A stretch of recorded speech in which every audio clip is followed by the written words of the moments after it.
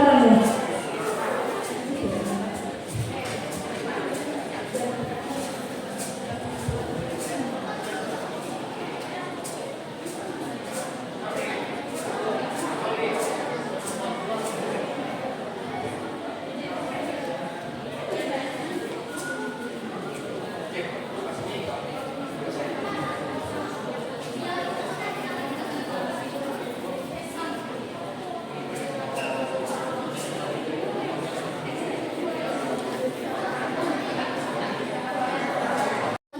Muda sekarang itu jarang mewariskan budaya lokal, sehingga lebih sering memakai budaya luar seperti fashionnya diubah, lebih jarang menggunakan batik dan lebih sering menggunakan budaya luar juga.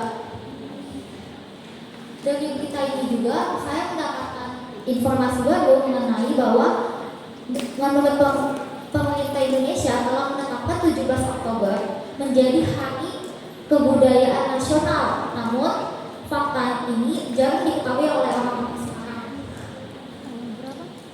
Nah, maka dari itu kami hari ini kelompok 2 ingin membahas mengenai pesona budaya lokal. Nah, untuk provinsi yang pertama yaitu Riau akan dibantu oleh kelompok rekan saya yaitu Samar.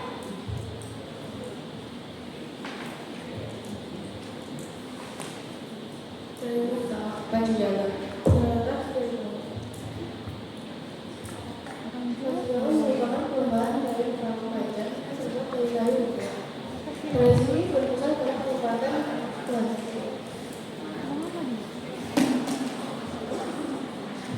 Many traditions are kept alive and preserved. Here, tourism is not just a spectacle. Here, culture blends with nature, echoing on the internet.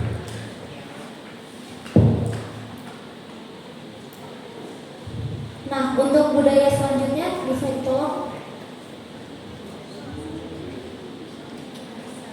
Kayu nama ciri. Kayu ini adalah tarian yang sama dapat yang sangat kental dan menciptakan untuk melalui telepon.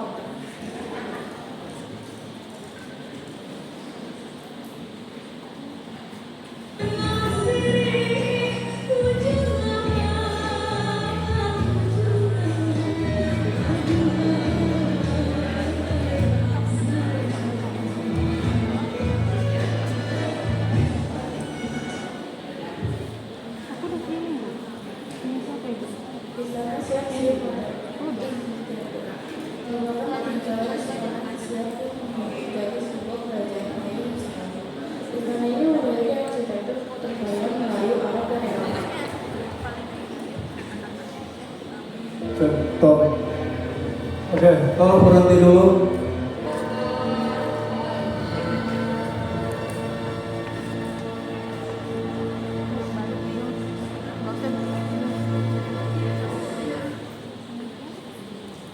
Nah, berikut ada di provinsi Kalimantan Selatan yaitu Kota Martapura. Kota Martapura ini terletak di Kabupaten Banjar, Provinsi Kalimantan Selatan di Indonesia. Fakta bahwa Kota Martapura ini juga mendapatkan julukan, selain Kota Intan juga mendapatkan julukan yaitu Kota Santri karena memiliki banyak sekolah-sekolah pesantren.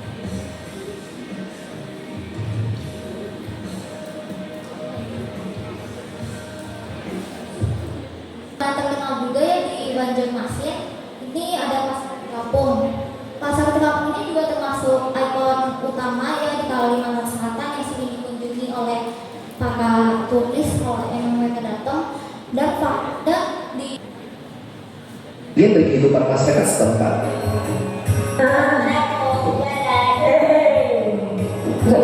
Dikasih tester ya.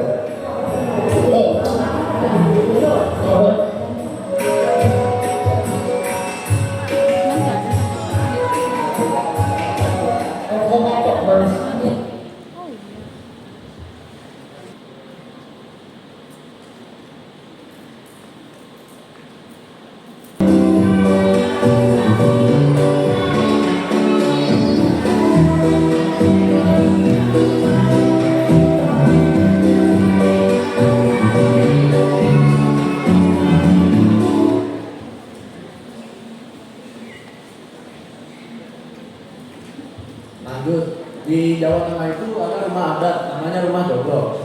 Rumah Dogo adalah rumah adat di Jawa Tengah yang Bukan hanya sebuah bentuk, melainkan manifestasi budaya yang menggabungkan aspek spiritualitas, sosial, dan estetika dalam satu kesatuan arsitektur yang agung.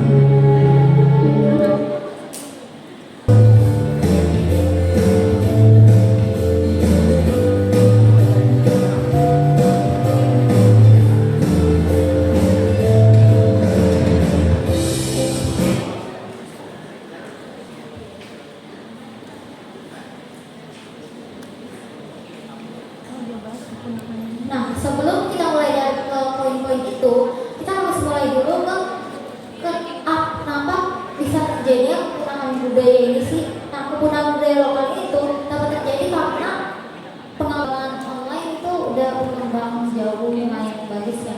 Apalagi untuk 10 tahun ke depannya.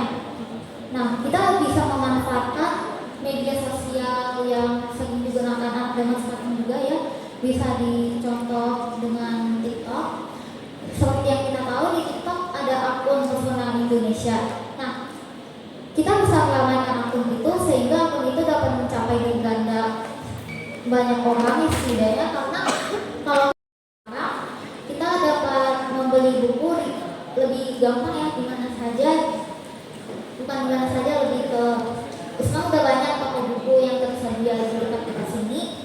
Nah, menurut saya kalau kita ingin mempelajari sesuatu, kita harus punya minatnya terlebih dahulu, sehingga menurut saya di pelajaran-pelajaran harus lebih sering untuk dibahas lagi bahasa daerah, sehingga dapat menarik minat.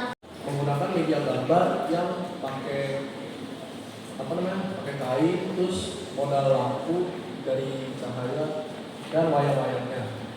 Menurut saya itu unik dan cukup bagus. Oke, thank you. Nah, untuk Samar. Iya.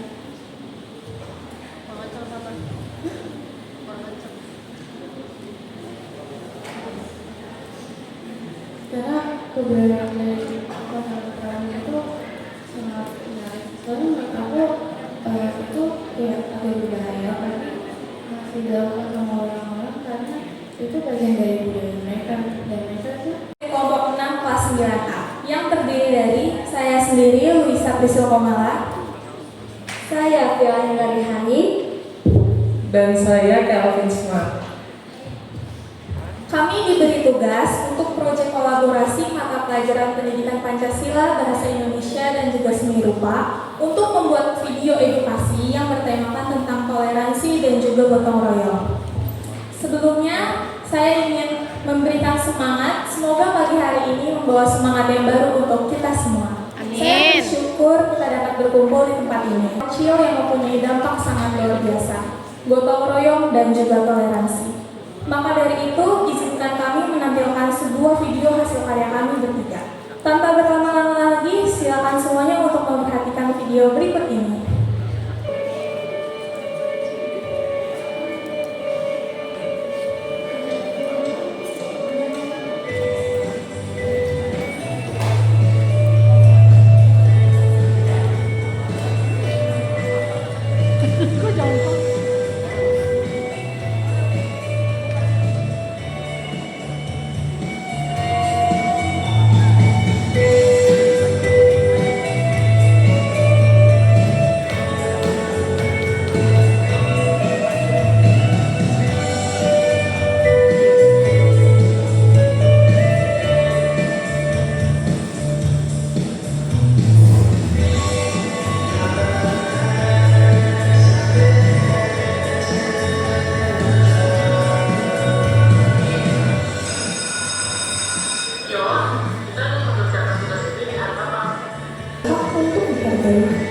Oleh karena itu, penting untuk mengedepankan sikap terbuka dan saling memahami dalam setiap interaksi sosial.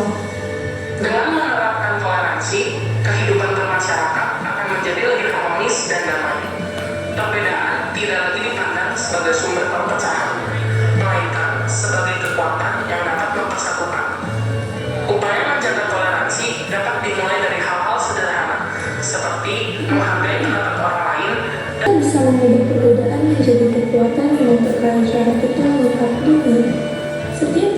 itu seperti menghargai pendapat orang lain, membantu tanpa memberi tindakan, dan menjaga sifat toleran, punya dampak yang sangat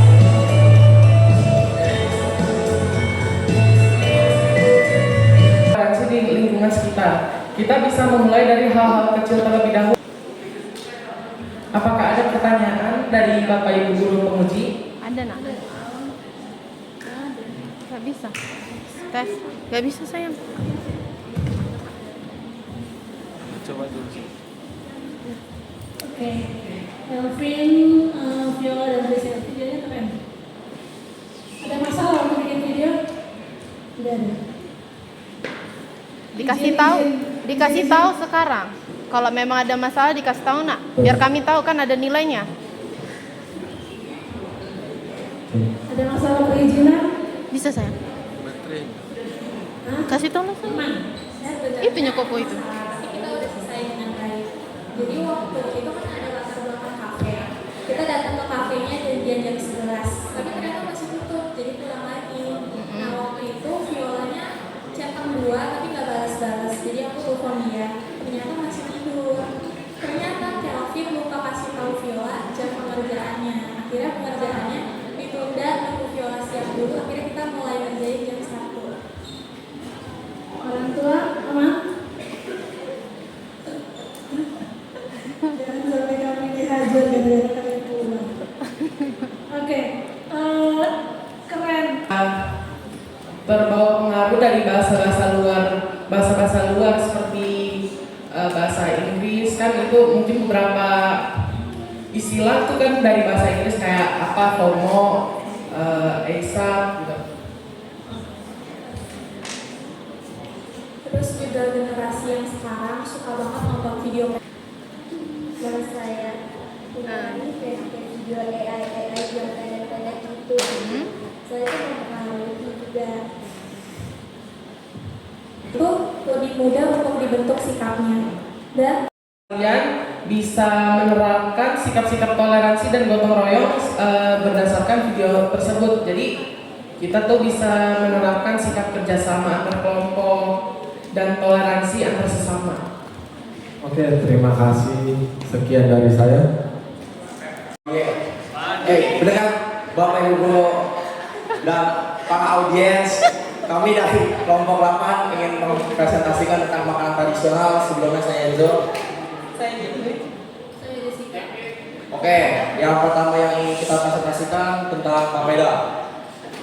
Videonya dulu atau mana dulu? Oke, ini akan ada 3 makanan kan, papeda, soto Betawi, sama sate padang. Yang kita masak cuma soto Betawi, karena kalau 3-3-nya nggak cukup loh. Lanjut videonya. Nggak ada suaranya. Emang nggak ada suara? Ada. Bukan jangan. Bukan kelompoknya Vini. Soto Betawi. Nanti kelompoknya Vini.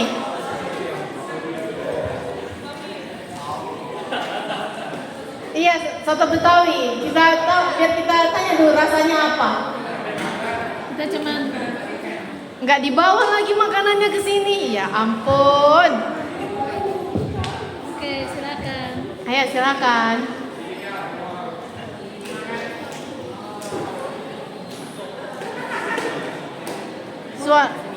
Suaranya memang nggak ada, Tan.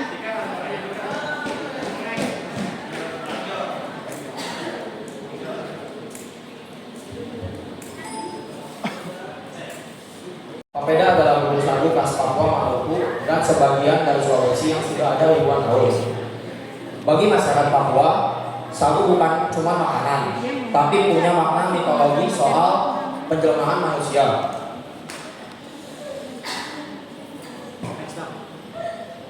Oke, sejarah papeda. Karena itu sagu dianggap sakral. Papeda jadi hidangan wajib di acara adat penting, kayak upacara Watani Kami, penanda akhir siklus kematian, upacara kelahiran anak pertama, dan ritual penghormatan leluhur. Disajikan pakai gata-gata yang terbuat dari bambu.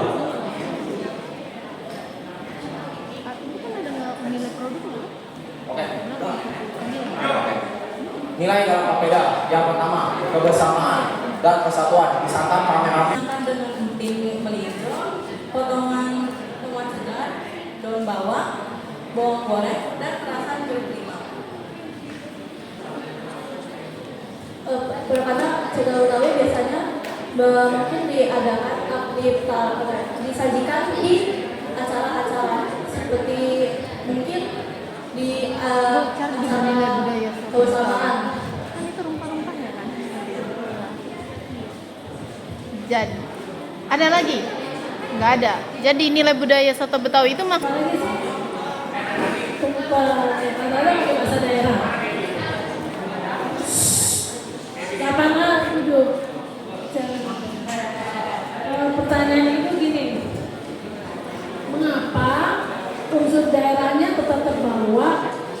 Kenapa mereka tidak menerjemahkannya itu ya supaya ke budaya bahasa daerah tidak luntur.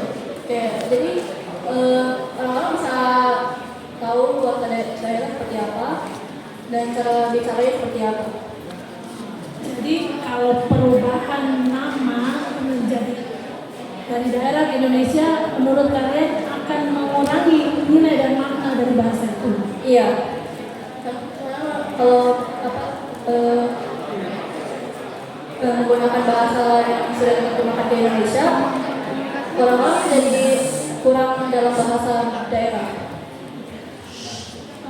Angel mungkin? Menurut Angel, generasi muda sekarang masih paham? Dengan diri kita sendiri dulu kali ya. Mungkin kita yang kayak mulai dari makan yang tradisional kan, kalau teman-teman yang butuh banyak waktu gitu. Ya mungkin dimulai dari kita. Gimana cara contoh sederhana mulai dari kita? Nggak kebaca dan itu susah dibaca. Kemudian sama menyampaikan informasi tentang makanan Nusantara tadi, makanan tradisional tadi. Nah itu tulisannya kalian caps lock semuanya, dan itu videonya nak. Jangan dimatikan. Udah belum? Tekan. Udah. Tes bilang. Tes. Ya, yuk. Selamat pagi Bapak Ibu Guru dan teman-teman semua. Kami kelompok 5 ingin menyanyikan lagu Cik Cik Periuk yang berasal dari mana? Perkenalan dulu dong, baru kan tadi Ibu bilang perkenalan dulu, baru kasih tahu videonya, baru nyanyi terakhir. Nah. Selamat pagi Bapak Ibu Guru dan teman-teman semua. Kami adalah kelompok 5. Kelompok kami terdiri dari 3 anggota, yaitu saya Juliani, Saya Jasmine Tafianus. Saya Finistia. kami akan menampilkan tarian lagu Ayo Mama yang berasal dari Maluku, yaitu di Kota Ambon.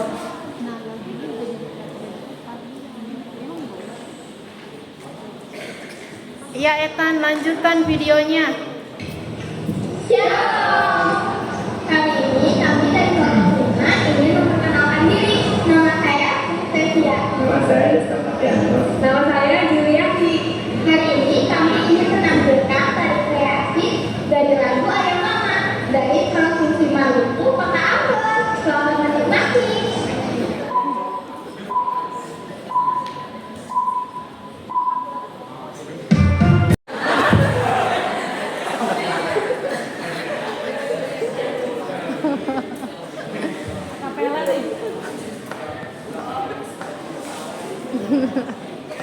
Pasti bisa. Oke, 3, 2, 1. naik.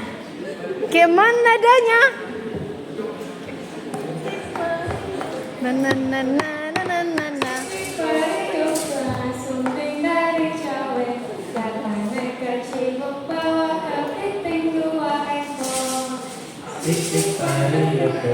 Sunting dari cawe, datang ke Cibubur, kepiting 2 ekor.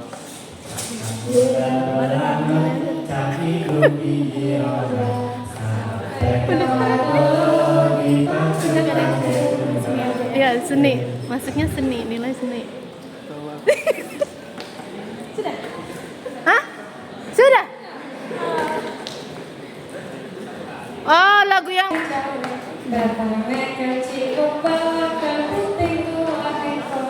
Bikin musiknya.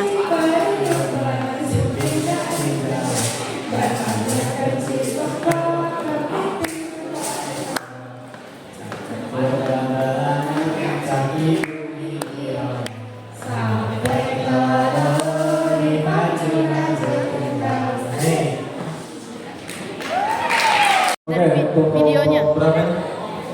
Kelompok 5 dari videonya dulu, videonya. 5. Oke, saya mau bahas tentang videonya dulu. Tadi tarian daerah. Ayam Mama. Ayam Mama dari Maluku. Oke. Saya mau nanya dulu ke kalian deh. Menurut kalian dari penampilan kalian dari video kalian itu, kira-kira kalian bisa mendapatkan nilai berapa dulu?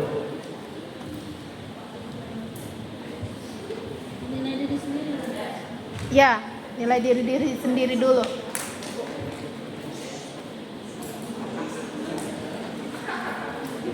Ayo ngomong.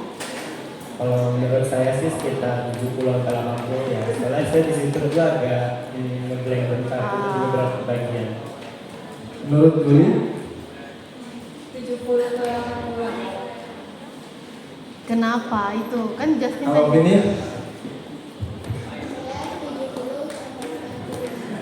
Itu masalah. oke, jadi saya happy, tapi pembawaan kalian gak happy di situ. Padahal gerakannya masih cukup gampang. Dari gerakannya cukup gampang, nggak terlalu banyak yang ribet. Hanya perlu menyelaraskan gerakan yang sama-sama. Ya, kalau dari gimana tuh? Pada zaman dahulu kala, hiduplah seorang ibu dan anak perempuannya yang bernama Darmi. Ayah Darmi sudah meninggal. Sebentar, storyboardnya ditunjukin. Bukan dibaca ya, bukan dibaca. Kamu bercerita, bukan membaca. Dahulu mereka hidup berkecukupan. Namun setelah ayahnya meninggal, ibu Darmi harus bekerja di ladang sawah demi hidup mereka. Sorry, ibu potong biasa bantu pegang.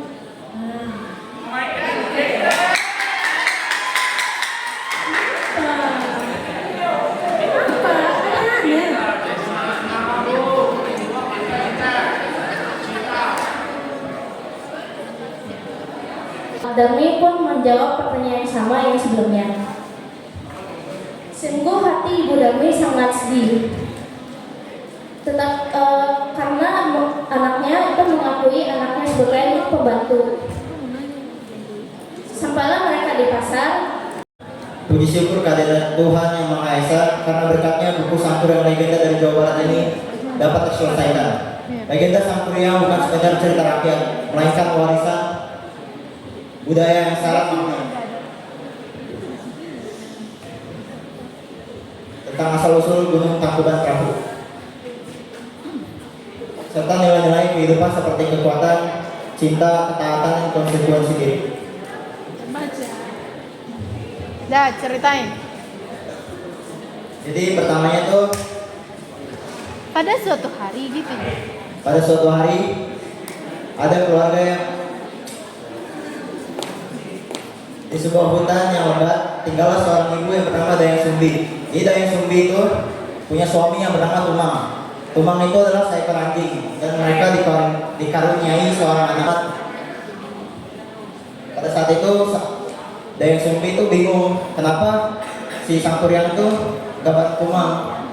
Jadi ibunya nanya, di mana Tumang yang tadi bersama anaknya sendiri?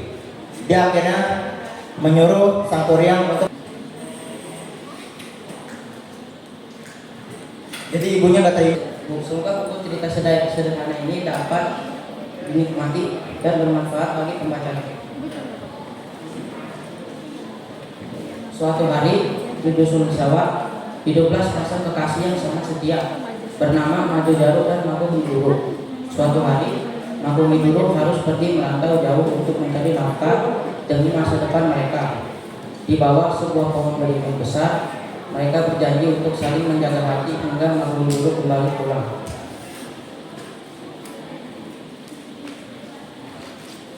Tahun-tahun berlalu, Majodaru setiap hari datang ke tepi pantai menanti kapal kekasihnya. Namun sebuah kabar duka akhirnya sampai ke telinganya. Makuhiduru telah meninggal dunia di tanah perantauan. Kabar itu bagai petir yang menghancurkan seluruh harapan dan dunia Majodaru.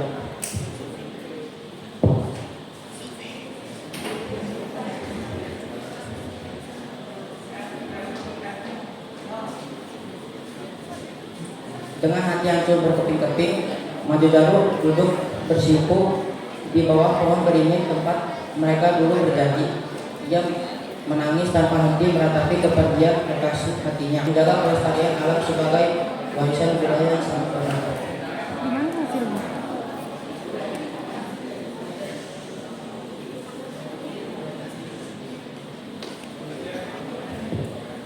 Terima kasih Bapak Ibu dan teman-teman yang sudah mendengarkan.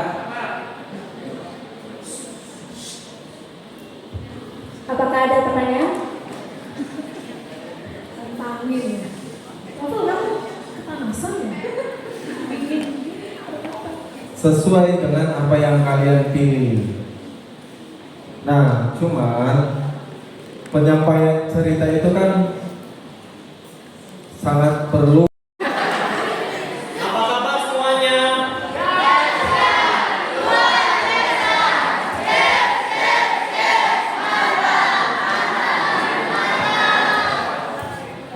Om Swastiastu, semeton, Praajeng Semang, Wastan Titiang Forensialim, Titiang menyusul di Molas Tiban, Titiang samping Kalimantan, hobi Titiang Niger.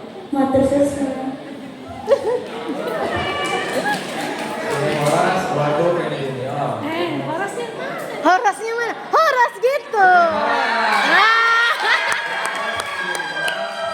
Umurku 15 tahun.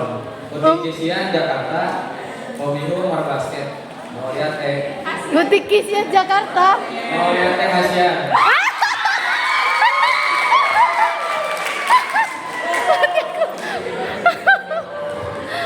Sampurasun, nami Abdi Jevelin, Abdi Yuswa 14 tahun, Abdi di Jakarta, Sareng, hobi Abdi nyanyi. Hatur nuhun. Ternuhun. Soda bola.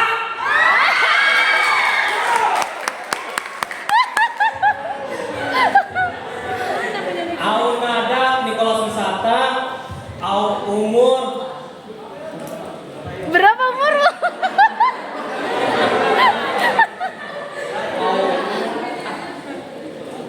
Berapa umurmu? Wah,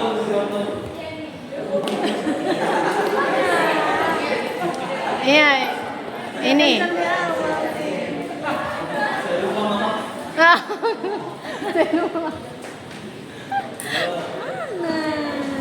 Etan tolong itu. umur sana bulu amneng tahun. Oke. Aureo Jakarta Selatan. Bukannya Jakarta Barat. Ayo lanjut, nggak apa-apa. Hobi nano. Nano itu apa? Oh, oke. Manggesa. Manterusi.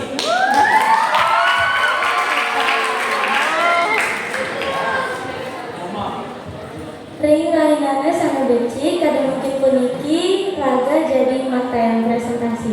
Sebelum itu saya ada pantun. Oke, pantunnya. Kalian jawabnya pakai ketok. Pakai apa? Ketok. Oh, jetok. Ketok. Oh, ketok. Oke. Beli sate di Gianyar. Ketok. Sate Bawi rasanya jaen. Ketok. Yening raga saling malaja, IDWG lakar dari anak. Madwe pamine. Oh.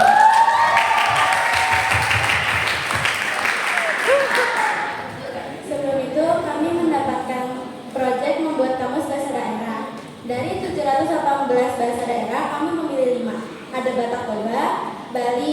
bahasa Minang, bahasa Rote dari Nusa Tenggara Timur, dan Sunda. Oke.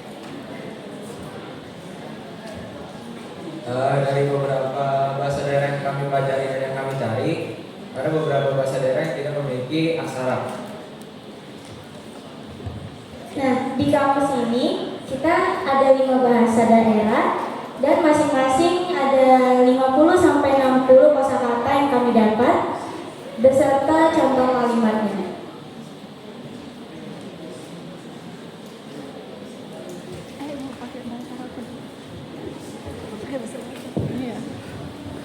Bahasa daerah yang pertama ada Batak Jawa.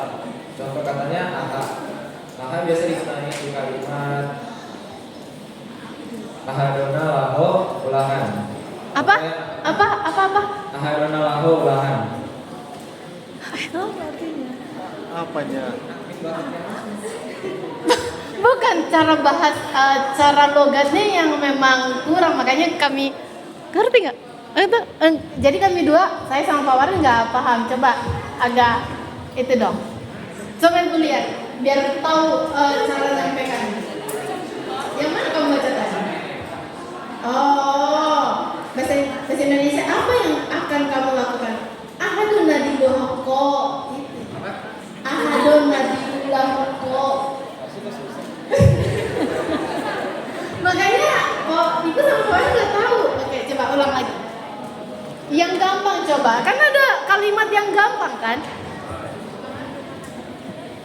Dongan atau yang biasa digunakan di kalimat dongan kudoho. Oh. Artinya kamu adalah temanku. Ya.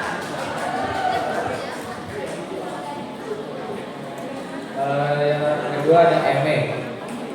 Eme. Oh ya. Eme biasa digunakan di kalimat MMI di ladang. Artinya padi itu di ladang. Oh, oke. Nanti. Kamu bahasa apa? Kamu bahasa apa? Enggak, Pulau mau bahasa apa? Bali. Bahasa Bali. Yang kedua ada bahasa Bali. Contohnya minum. Tiang minum air putih artinya saya minum air putih. Yang kedua ada peteng. Langitnya peteng sur sepi, artinya langit gelap dan sepi.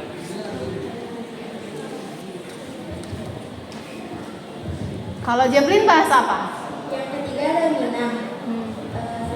Dari kosakata cie bisa digunakan sebagai kalimat ambo minta cie aja, artinya saya minta sabun air. Yang kedua dudua, mari dudua di sana, artinya mari duduk di sana.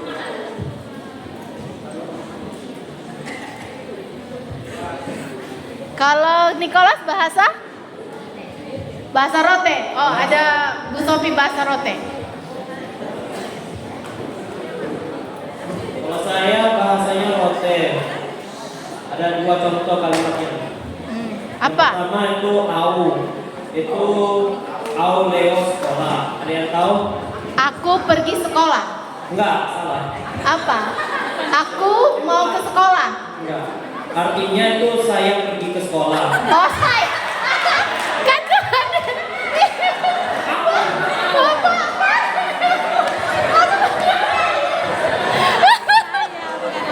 Oh, saya pergi sekolah. Kan benar tadi Ibu lah. Tapi kamu bilang salah, berbeda. Au ya. Oke.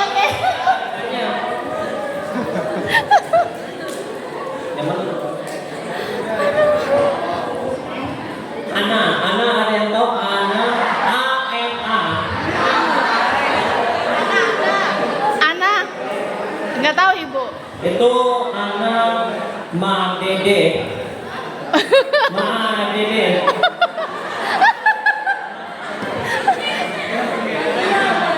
Artinya apa? Itu anak makan nasi. Anak makan nasi. Maan dede. Maan dede. Maa M-A-A-A. Dede.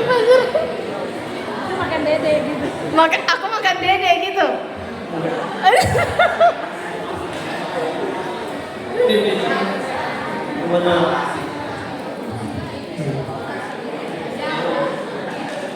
Ya, lanjut. Yang ketiga, maaf ya salah itu tadi. Yang ketiga itu Ita. Ita ada yang tahu Ita? Enggak. Itu Ita Led Pasar. Artinya itu kita pasar. Cara bacanya mungkin ya. Ya. Udah. Artinya apa? Artinya tadi kita pergi ke pasar.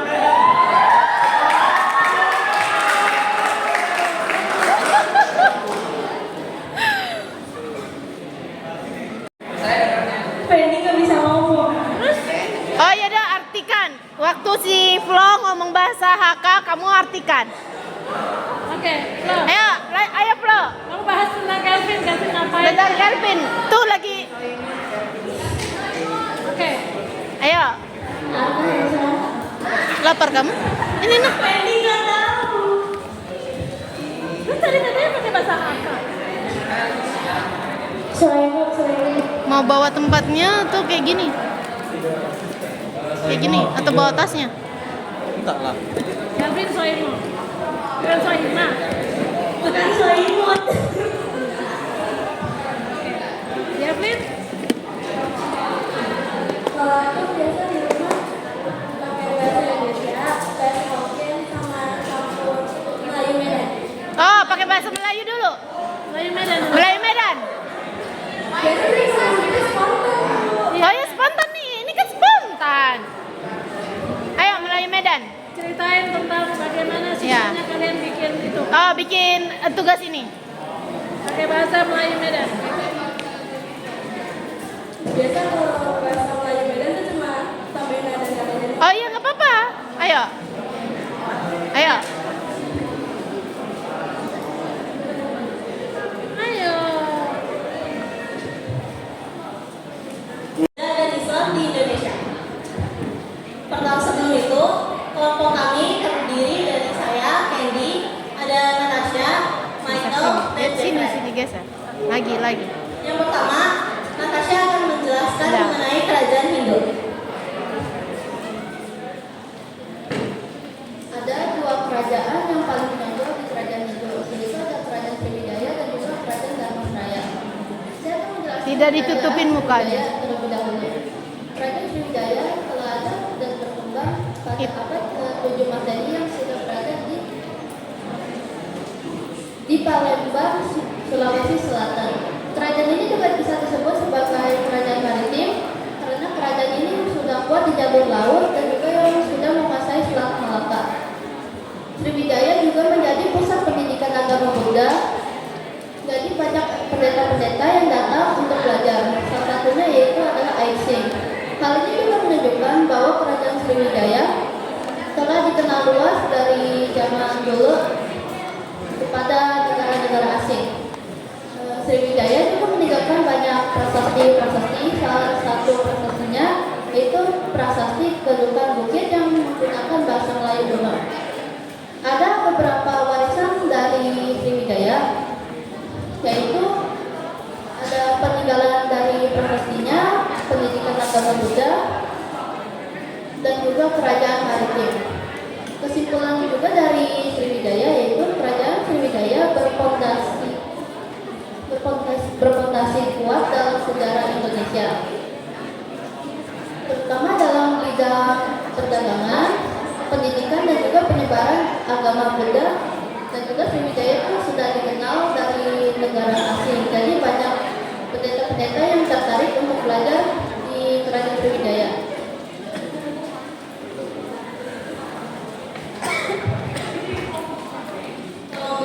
Yang bagian kerajaan Buddha yang kerajaan Sriwijaya.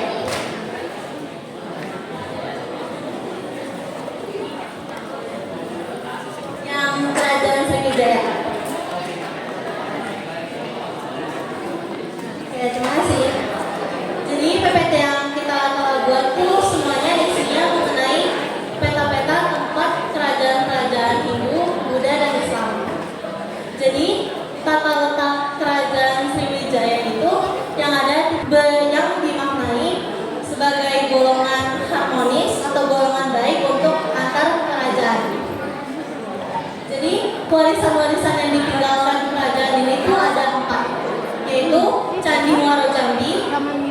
dan Arca Wakamasa. Terus ada literasi. Demak.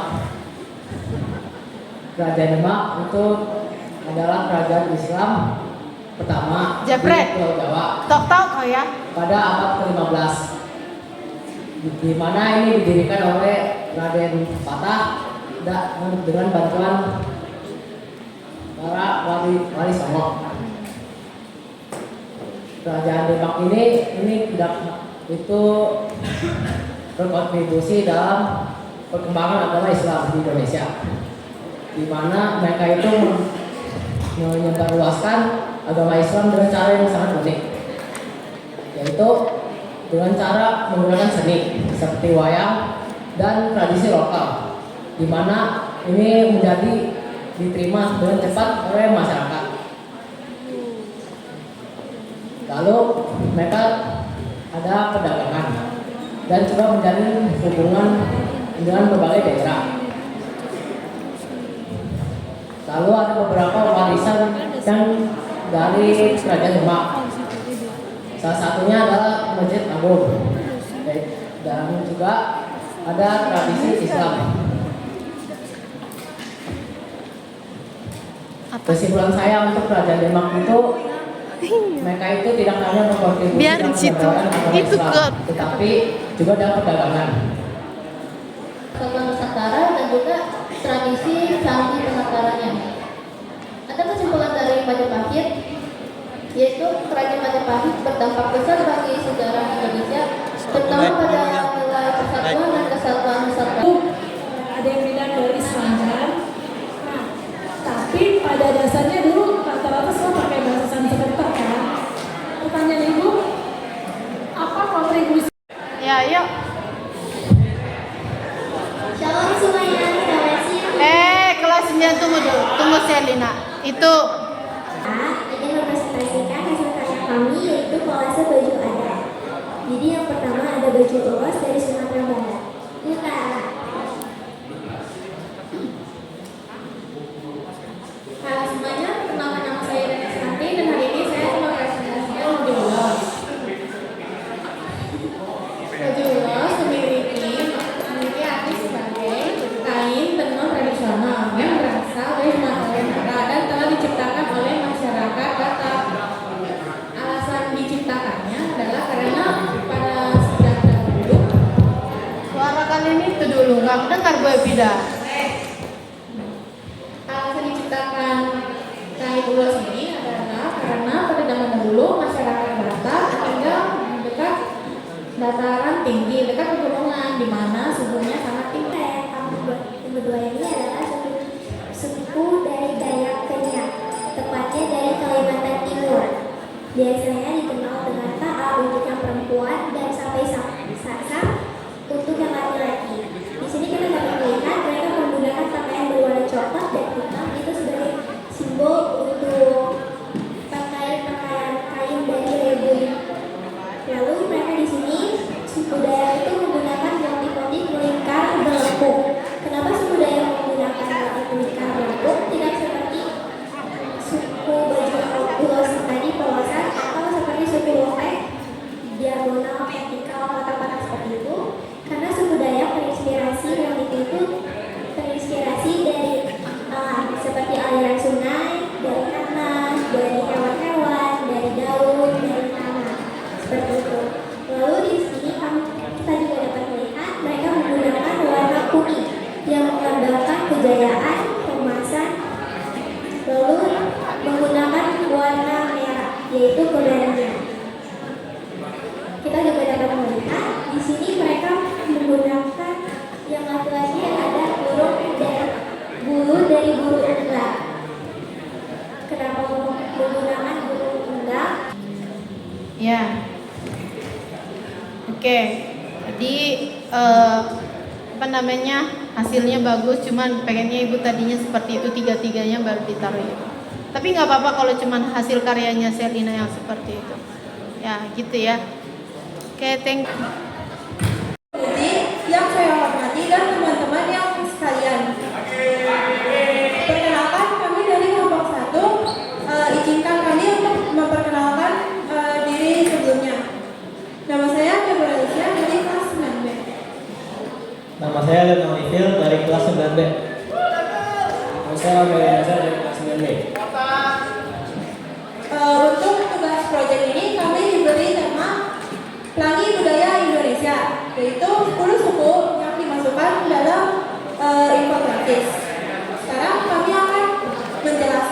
Bali berasal dari Pulau Bali dan dikenal karena budaya serta upacara adatnya yang masih dijaga. Pakaian adatnya berupa kebaya Bali dan odeng. Rumah adatnya adalah gapura cadi bengkok. Makanan khasnya adalah kopi. Ini ada foto makanan adatnya. Makanan adatnya Makanan adatnya. makanan khas Bali. Rumah adat Bali. Baju adat yang dipakai adalah baju sadaya untuk laki-laki dan baju kebaya untuk perempuan. Biasanya dilengkapi 1 sampai 10 berapa? 10 sih kayaknya. Makasih ya.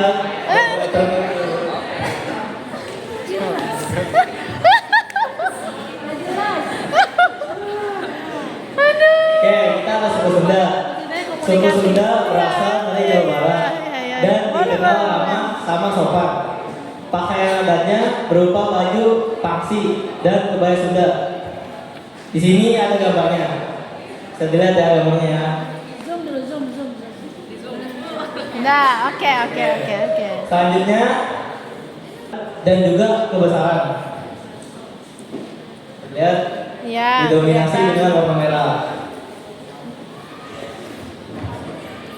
Selanjutnya ada rumah adat Toraja disebut rumah tongkonan dan memiliki atap melengkung seperti perahu. Biasanya dihias dengan merah dan kuning.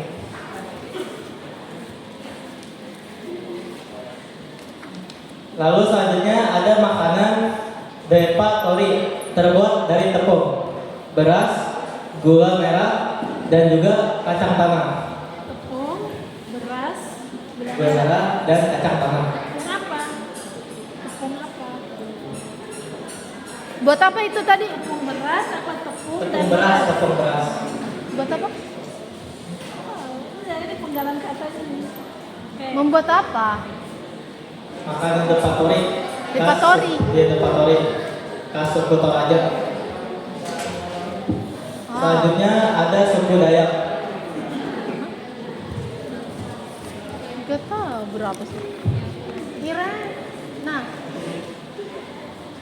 aku suruh dibikin kayak gini. Suku Dayak merupakan suku asli Kalimantan yang terdiri dari berbagai sub-suku dengan budaya yang beragam.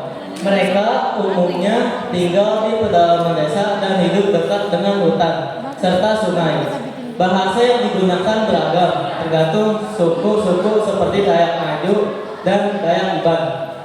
Pakaian adat Dayak biasanya dihiasi dengan manik-manik dan bulu-bulu kesenian mereka seperti tari hudok sering ditampilkan di upacara adat. Bisa dilihat ya.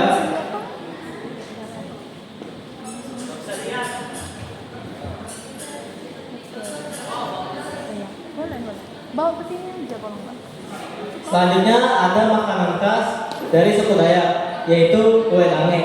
Kue dange adalah kue tradisional yang dibuat dari sagu, kelapa parut. Kue ini dimasak dengan cetakan khusus hingga warnanya bisa kemasan. Yang tadi minta bang. Lalu terakhir ada rumah khas Toraja. Rumah khas Dayak. Satu lagi. Rumah Batang adalah rumah adat suku Dayak yang bentuk rumah Mau dibikin bingkai. panggung panjang. Rumah ini diikuti oleh Ini beberapa keluarga. punya Justin Benedict.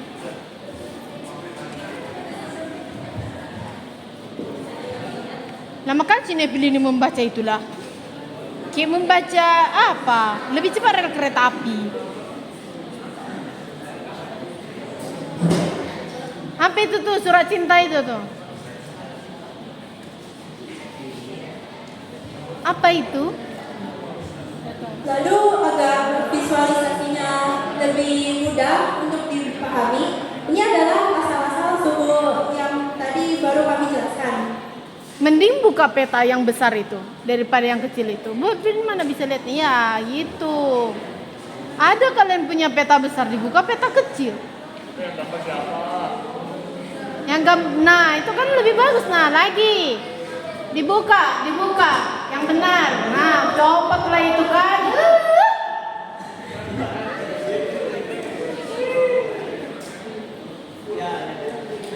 Pakai air ludah aja bikin sedikit menempel nih. Nih ada nasi mau? Nasi buat ada mau? Ya oke, kasih tahu itu nggak ada nama provinsinya tuh kan? Ini adalah peta ikon-ikon dalam tiap provinsi yang telah kami buat. Paling nggak 5 aja udah. Ya, 5 provinsi, nama ikonnya apa, terus itu berasal dari provinsi apa? Iren. Pilih 5 aja. Pilih 5, bukan ibu yang nentuin. Kalau bisa dari siapa? Jadi yang dari ibu kota kami dulu yaitu Monas dari Jakarta. Oke. Terus? Ampera. Lalu selanjutnya ada di Aceh, yaitu Masjid Raya Baitur Rahman. Mungkin agak terdengar asing ya, tapi sebenarnya ini masjid yang waktu itu pernah bertahan pas tsunami Aceh 2004. Oh, dari mana lo tahu itu? Dari mana? Oh, ada sirah pakai lagi. Dari mana? Berita lah ya. Di berita loh. Oh, kirain kamu pergi ke Aceh sana. Saya belum lahir. Oh, belum lahir ya? Lagi di awang-awang. Cari Ampera. Nah, di sini ada jembatan Ampera. Dari mana? Mana itu jembatan Ampera? Gak tahu gue pikir. Dari Palembang, yuk. Oh, provinsi apa?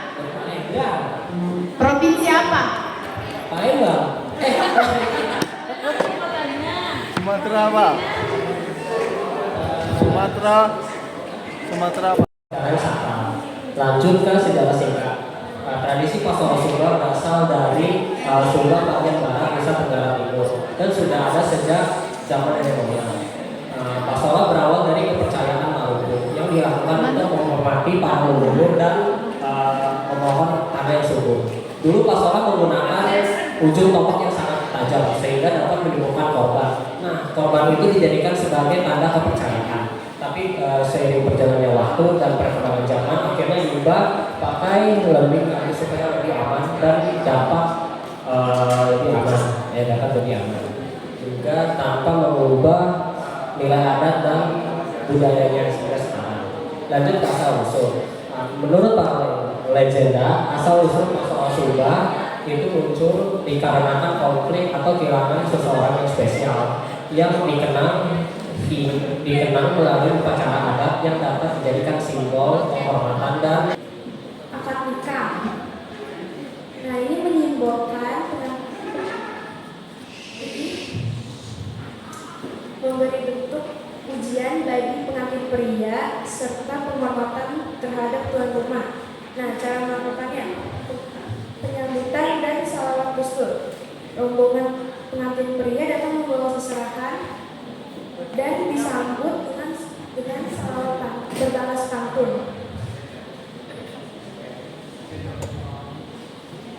Berbalas pantun, lanjut. Berbalas pantun. Bisa diluruskan nggak itu? Jangan kayak gitu, nanti terbuka lagi labnya. Nah, diluruskan. Mencairkan suasana dan menyampaikan tujuan kedatangan dengan tujuan mulia. Dan ada backline atau adisilan. Setelah pantun, jawara wanita akan menantang jawara pria untuk beradu silat. Pengantin pria harus mengalahkan perwakilan dari wanita untuk bisa masuk. Menjelaskan tentang upacara adat Ngaben yang berasal dari Provinsi Bali. Yang pertama ada pengertiannya. Upacara Ngaben adalah ritual kremasi yang dilakukan oleh umat Hindu di Bali yang bertujuan untuk menyucikan roh atau atmanya. Nah, selanjutnya, mengapa Ngaben harus dibakar? Kan bisa dikubur.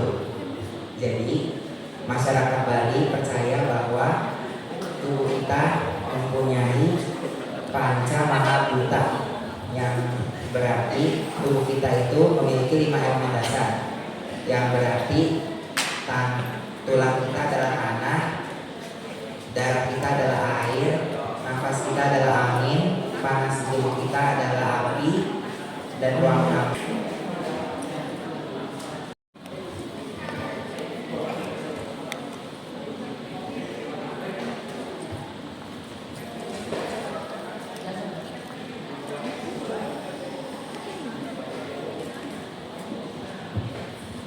Jadi motif yang saya buat itu tentang motif burung bidadari yang berasal dari Maluku Utara.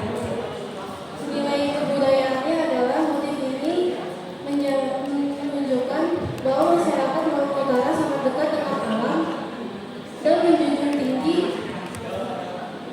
keindahan dan seni tradisional. Lalu nilai-nilai terkandung di dalam motif ini adalah keindahan, keharmonisan, kebebasan, dan identitas daerah.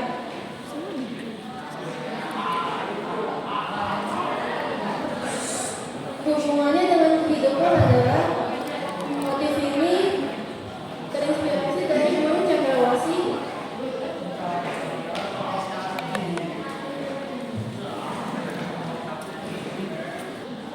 Dan tugu Palu Putih ini juga memiliki kelambangan dan memiliki hubungan antara manusia, alam, dan Tuhan.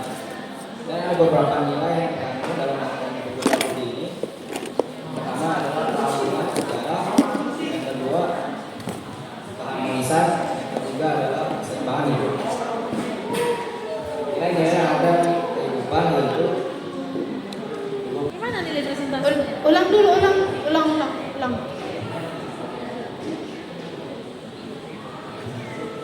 Ini Masjid Raya Baitur Rahman, Masjid Raya MPI. Nilai budaya dari Masjid Raya Baitur Rahman itu adalah Masjidnya itu berasal di mana ya? Terdapat di mana? berasal dari Aceh. Terdapat di Aceh. Aceh itu nama provinsinya apa ya?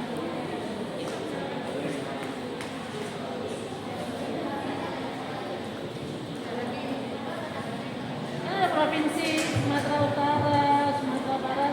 Kalau Aceh itu nama provinsinya apa?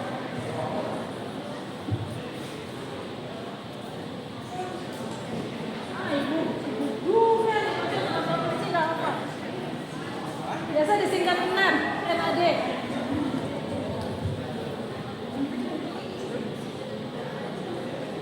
Udah masuk ke sih? Pelajaran itu. Nanti tahu provinsi apa?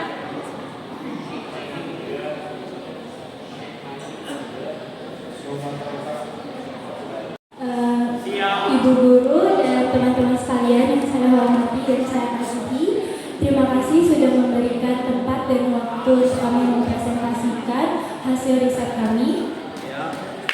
Sebelum itu, perkenalkan kami dari kelompok 8. Nama saya Vanessa. Nama saya Ramadi.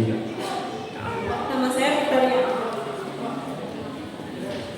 Kami membahas tentang Pancasila dalam kehidupan budaya dan tradisi.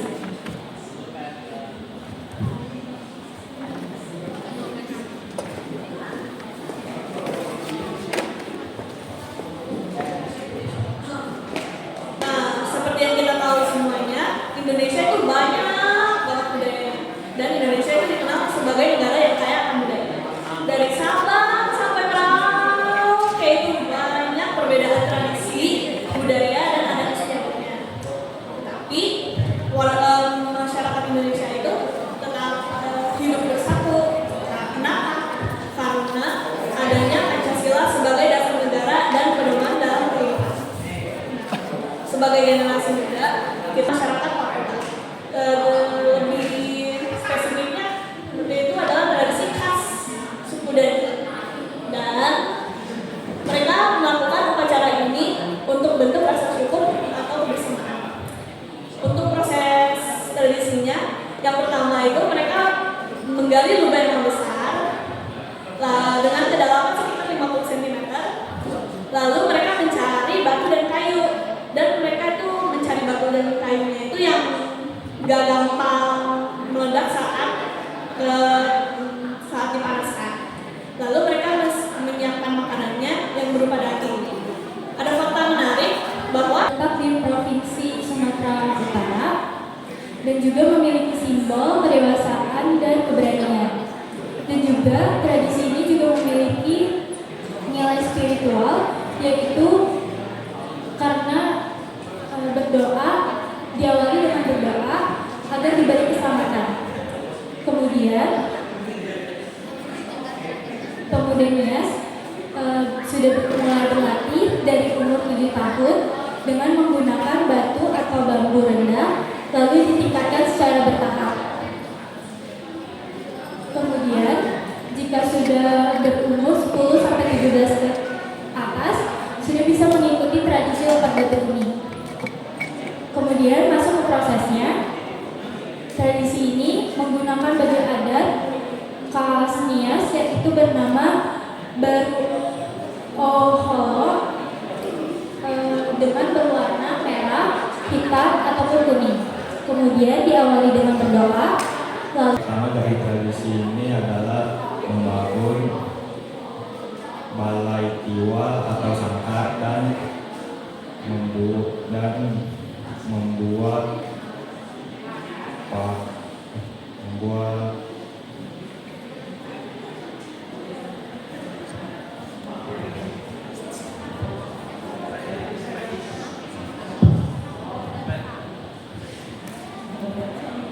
nilai budayanya adalah nilai persatuan, kebersamaan. Tiga-tiganya itu tradisi apa? Itu dari tradisi lompat batu. Apa tadi? Persatuan, kebersamaan, dan juga keberanian. Dan juga keberanian. Mas kurang, nilai keberanian harus ada, nilai kedewasaan harus ada. Jadi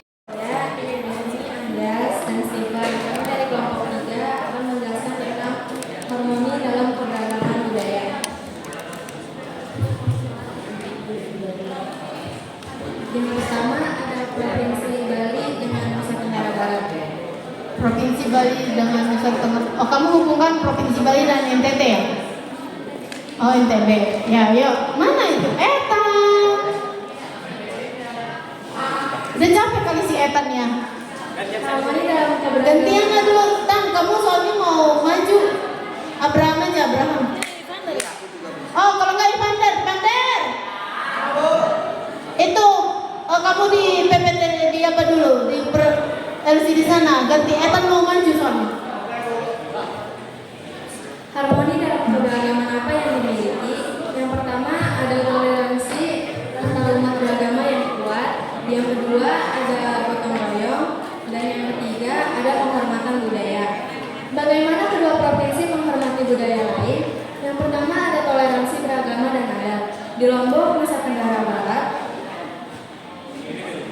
masyarakat Sasak memiliki sejarah hidup berdampingan dengan suku Bali.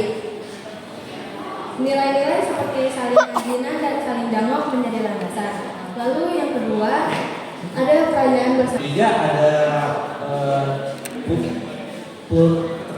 pluralisme etnis saling menghargai. Studi kerukunan umat beragama. Delegai Papua Barat melakukan kunjungan ke Mana Maluku untuk mempelajari pola perdamaian dan kerukunan.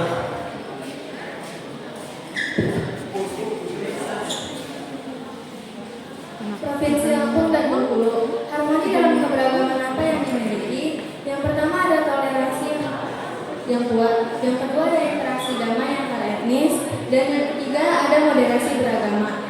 Bagaimana cara kedua provinsi menghormati budaya lain? Yang pertama ada sinergi pembangunan dan pertukaran kebaikan. Lampung dan Bengkulu sepakat untuk saling menukar program terbaik, di mana Bengkulu belajar dari keberhasilan program di Lampung, begitu pula sebaliknya. Yang kedua ada kolaborasi dan UMKM. Kedua provinsi mempromosikan bersama wisata dengan slogan seperti makan-makan dan jalan-jalan untuk mempromosikan potensi wisata daerah. Dan yang ketiga ada meningkatkan pelayanan publik. Kerjasama ini bertujuan untuk menguatkan sumber daya manusia dan mempercepat pembangunan di kedua wilayah. Gimana cara makan ya? Ada yang nggak ngerti. belajar bahasa daerah ini? Mungkin dari sisi seni kali ya. Kalau bahasa seni itu lebih universal sepertinya. Tanpa berkata-kata pun orang mengerti. Mungkin itu. Kami dari kelompok 3 ingin mengajak kalian keliling Indonesia lewat makanan. Gimana cara keliling jalan-jalan kita? Bisa dilihat dari peta di sini, ada peta Indonesia beserta makanan dari tiap-tiap provinsi. Oke. Ipander, videonya Ipander.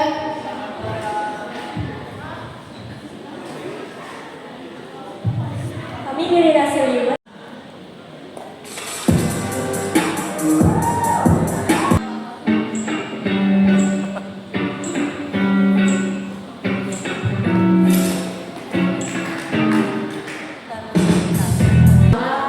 Daun jeruk, bawang merah, bawang putih, serai,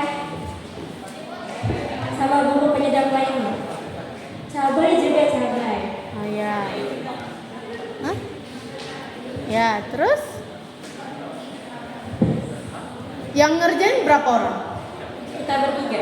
Kalian bertiga? Tapi kayak ada 4 orang tadi bilang di video. Bertiga, Bu. Dari belakang namanya Etan. Mamanya Etan bantuin. Mama Etan bantuin masak nasi liwet. Kita videonya cuma bertiga, Bu. Oh, bertiga.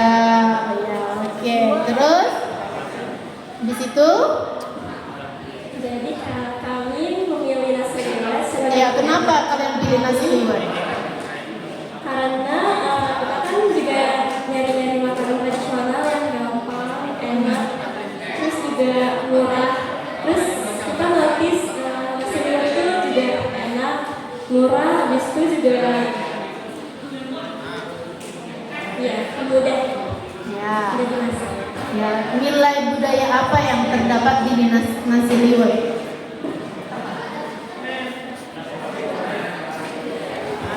Jangan dulu geleng-geleng kalian, kayak mau nyanyi kalian konsep. La la la la la la gitu. Diam di tempat, ceplak. Ya, oke. Malah kayak gini bertiga, kayak mau nyanyi. Yang di belakang diam. Siap-siap kelompoknya Ivana. Pulang kau belum pulang? Ayo. Biar pulang kita jam 5. Nilai budayanya apa? Jadi kan nasi liwet itu kan ada 2 jenis, ada nasi liwet Sunda dan nasi liwet Solo. Jadi bedanya nasi liwet Sunda itu nggak pakai santan, kalau nasi liwet Solo itu pakai santan. Terus yang kalian buat nasi liwet? Nasi liwet Sunda. Oh. Terus biasanya nasi liwet Sunda itu disajikan sambil lesehan di daun pisang. Itu tuh sebagai simbol kebersamaan. Oh, simbol kebersamaan. Oke, bagus sih kelompok ini. Bagaimana kerjasamanya? Sinematiknya keren. Kalau peta. Dari semuanya, nggak hanya peta. Kalau masak nasi liwet semuanya kerja sama. Tapi kalau peta cuma 2 orang yang kerja. 2 orang saja. Oh, oke. Oke, kalau begitu, terima kasih.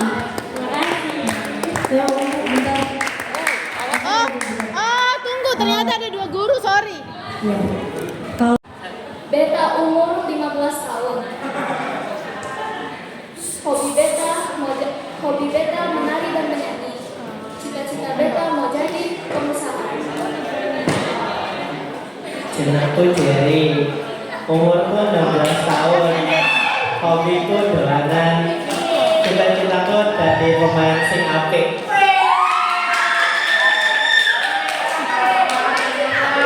Apa jenengan? Dapat jadi apa? Ulang. Jerry. Bahasa Jawa. Lalu yang keempat ada bahasa Melayu. Lalu yang terakhir ada bahasa Melayu Riau. Dari kelima bahasa tersebut, kami memilih salah satu budaya untuk kita presentasikan pada hari ini, yaitu budaya Betawi.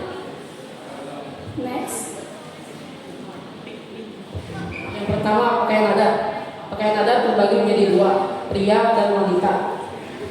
Yang pria biasanya memakai, terutama sering kita ucapkan dalam kehidupan kita sehari-hari, seperti gua memiliki arti saya dan lu memiliki arti kamu.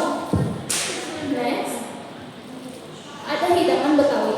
Dari segi rasa, hidangan Betawi memiliki rasa yang lebih gurih dan tidak terlalu pedas. Masakan Betawi ini juga dipengaruhi oleh budaya Arab. Oleh sebab itu, mayoritas masyarakat Betawi beragama Muslim. Rempah-rempah yang digunakan dalam masakan Betawi ada kunyit, jintan, cabai, adas, cengkeh, kayu manis, dan pala. Sekian presentasi dari kami. Ada yang ingin bertanya? Para penguji. Pakai bahasa daerah. Ya. Untuk Ibu Elfrida dan Ibu Sofi menggunakan bahasa daerah Melayu. Ya, ayo. Ini mana? Enggak, itu kalimatnya loh, Bu. Bahasanya bahasa daerah apa ini? Melayu. Gimana? Kan Ibu bilang Ibu belajar. Iya, tapi susah beneran deh. Dialog apa ini medoknya? Mana itu? Siapa dulu? Morena dulu? Enggak, Ivana dulu.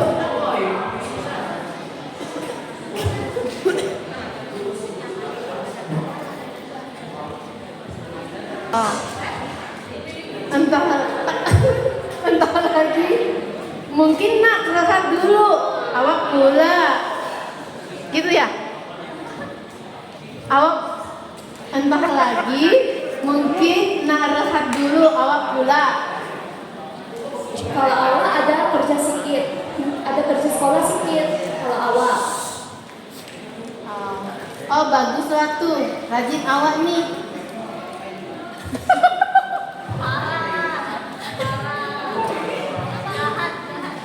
Terus, ayo gimana? Oh tak juga, hanya ingin cepat selesai aja. Oh. Oke, nak. Lanjut ke siapa? Bu Sofi ya? Oh, cuman kalian berdua doang nih. Ya elah. Ayo. Spesial Bu buat Bu Elfrida dan Bu Sofi. Oh gitu. Ayolah, Morena. awal lapar tak? Lapar sangat nih. Dari tadi udah makan. Awal nak makan apa? Saya nak makan nasi goreng. Awak nak makan apa? Sama nasi goreng ya. Nanti kita pergi bareng sama-sama ya. Oke, keren kelompok ini, keren. Ada pertanyaan dari Bapak Ibu guru? Enggak sih. Kenapa ini lampunya? Iya. Perkenalkan, saya adalah Mika. Dan teman-teman saya berasal dari Berasal. Saya dan teman-teman saya adalah anggota dari kelompok 7 di kelas saya. Jadi tema proyek kita yang kita dapatkan adalah membuat storyboard tentang cerita rakyat. Jadi cerita rakyat yang kita ambil ada dua. Yang pertama ada Malin Kundang yang pada hari ini akan kami presentasikan juga. Dan yang satu lagi yang sudah ada di Pawaran adalah cerita Sangkuriang yang berasal dari Provinsi Jawa Barat. Sebelumnya perkenalkan nama saya Mika, di sini ada teman saya namanya Tristan dan juga ada Vito. Oke, jadi sebelum kita masuk ke materi Malin Kundang ini, alangkah baik itu kalau kita tahu apa itu cerita rakyat. Jadi singkatnya cerita rakyat itu adalah sebuah cerita yang diwariskan turun-temurun dari mulut ke mulut. Jadi berarti ini Malin Kundang dan juga cerita rakyat yang lain-lain itu jadi tidak ada dari zaman dahulu. Boleh tolong next? Oke teman-teman di sini kira-kira ada yang tahu gak cerita Malin Kundang ini berasal dari provinsi mana?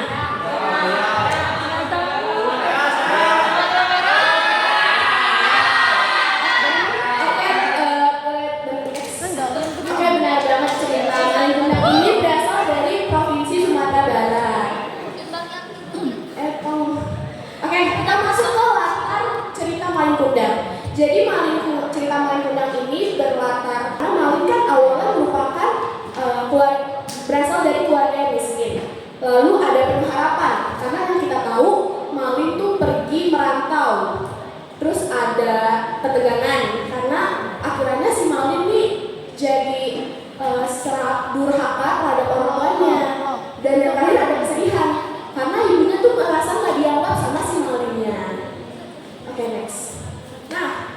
perempuan tersebut adalah ibunya. Saat ibunya Malin mau datang memeluk anaknya, Malin malah mendorongnya. Karena mungkin ada istrinya menanya, Malin itu siapa? Lalu Malin tidak mau mengakuinya.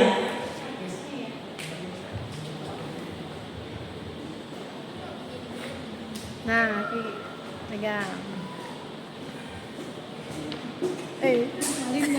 Di dalam kemudian terus mulai ada hujan badai di perjalanannya. Lalu petir mulai menyambar perahu Malin. Lalu pada saat itu Malin mulai sangat takutan dan juga dia mulai menyesal karena perbuatannya itu.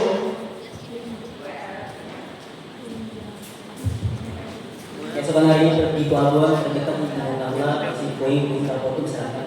Tak jauh dari sana ada batu yang mungkin menyerupai orang yang terluka. Saatan sedang memohon aku. Oke, jangan di next dulu. Nggak apa-apa di sini.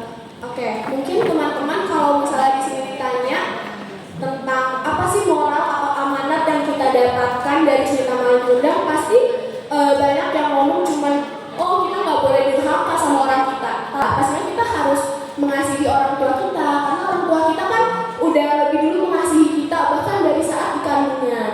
Terus ada kerendahan hati dalam kesuksesan, karena banyak orang nih dia udah merasa dirinya udah sukses, udah wah bisa beli semuanya, bisa beli itu, tinggal tunjuk. Tapi dia tuh sombong. Akhirnya ketika dia punya suatu project dengan orang lain, bekerja sama dengan orang lain, orang yang mungkin lebih baik daripada dia, dan orang tersebut itu melihat kok orang ini sombong, akhirnya project itu batal dan orang yang sombong itu bisa jatuh lagi ke kehidupan ini ada yang namanya karma.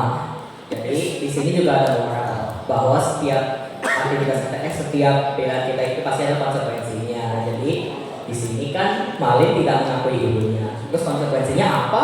Dia menjadi batu. Jadi moral yang kelima adalah pasti ada konsekuensi dari kesalahan kita. Lalu yang keenam itu penting sekali bagi kita untuk belajar rendah hati dengan meminta maaf dan mengakui kesalahan keluargaku. Nah, di gambar ketiga ini akhirnya Malin pergi untuk merantau. Yang keempat, tiba-tiba Malin udah sukses dan balik ke kampungnya. Terus ternyata saat dia merantau itu, dia bertemu dengan pujaan hatinya yang akhirnya menjadi istri dia nih teman-teman. Nah, terus tiba-tiba ibunya, seperti yang Tristan bilang tadi, ibunya nyamperin dia, kayak Malin anakku.